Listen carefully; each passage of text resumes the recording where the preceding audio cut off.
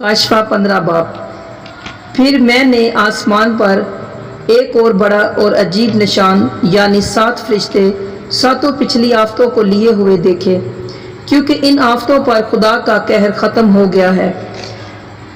फिर मैंने शीशे का सा एक समंदर देखा जिसमें आग मिली हुई थी, और जो उस हैवान और उसके बुत और उसके नाम के अदद पर गालिब आए थे उनको उस शीशे के समंदर के पास खुदा की बरबत लिए खड़े हुए देखा। खुदा के बंदा मूसा का गीत और बरे का गीत गा गा कर कहते थे, ए खुदावंद खुदा कादिर मुतलिक, तेरे काम बड़े और अजीब हैं। ए अजली बादशाह, तेरी राहें रास्त और दुरुस्त हैं। ए खुदावंद, कौन तुझसे ना डरेगा और कौन तेरे नाम की तमजीद ना करेगा, क्योंकि सिर्फ तू ही कदूस है और सब कौमें आकर तेरे सामने सजदा करेंगी, क्योंकि तेरे इंसाफ के काम जाहिर हो गए हैं।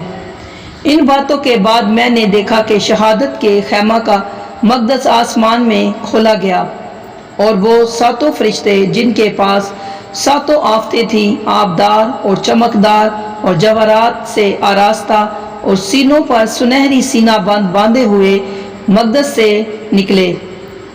और उन चारों जानदारों में से एक ने 7 सोने के प्याले अब्दुल्लाबाद जिंदा रहने वाले खुदा के कहर से भरे हुए उन सातों फरिश्तों को दिए, और खुदा के जलाल और उसकी कुदरत के सबब से मकदस धुएं से भर गया, और जब तक उन सातों फरिश्तों की सातों आफतें ख़त्म ना हो चुकी कोई उस मकदस में दाखिल ना हो सका। आमीन।